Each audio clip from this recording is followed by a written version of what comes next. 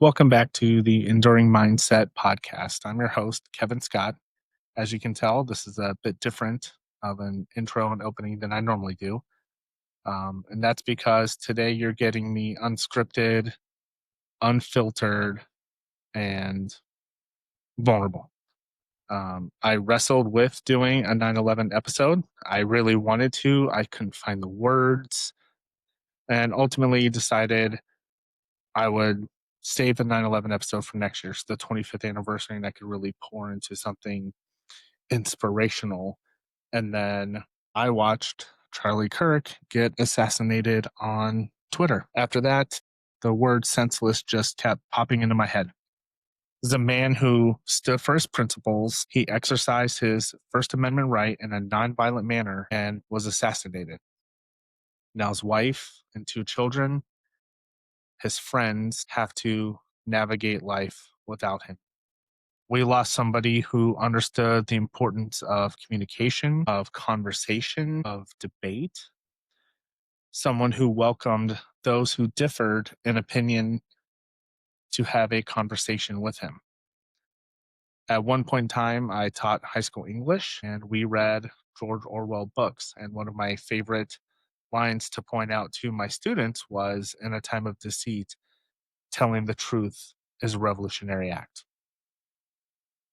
Prior to Charlie Kirk's death, my social media feed had been just totally consumed with the death of Iryna Zarutska, a young Ukrainian refugee woman who was murdered on a train. Another example of life senselessly lost for no apparent reason.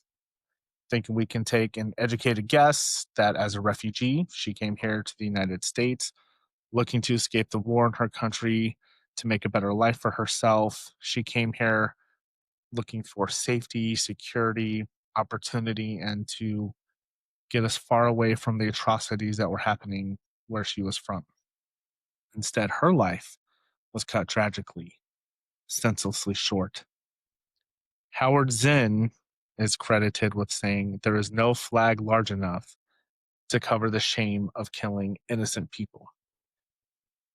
The killing of innocent people is what happened on 9/11, right? Is the most televised death event in history, with 2,977 souls perishing on every TV, news station, radio station in the country, and likely across the world. In my lifetime and in these last few generations, has there been a more senseless loss of life?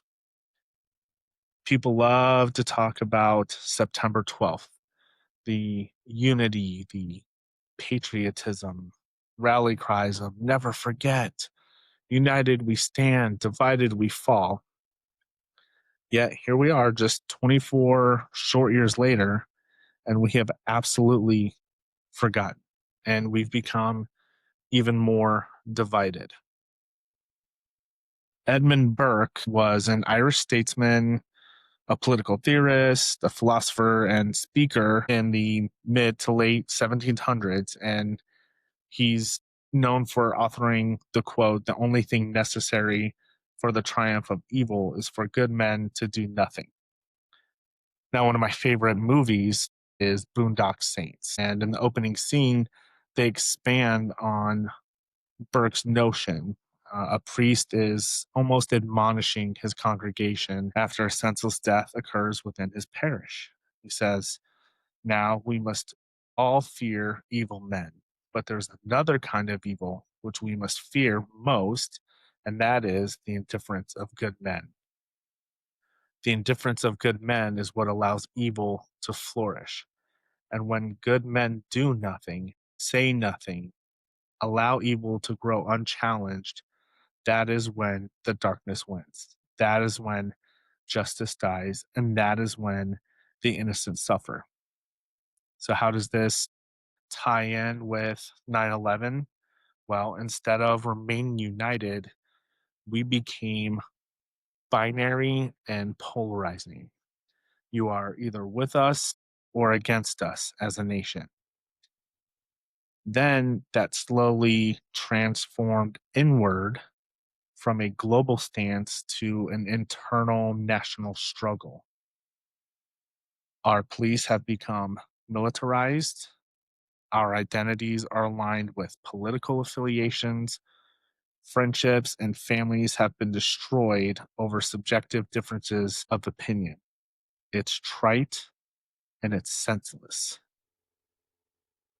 Brown University conducted a study called the Costs of War Project and determined that the United States and Allied forces deaths total at 15,000 for the global war on terror, with the US bearing about half of those deaths.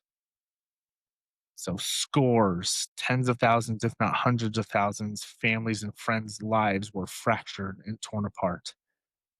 And how did we honor their service? Those that paid the ultimate sacrifice? Are we as a nation living lives worthy of such sacrifice? No.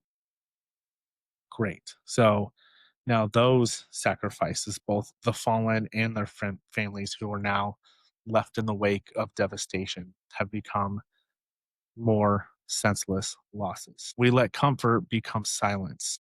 We let silence become indifference. And that is how evil keeps breathing. I don't have answers. I don't have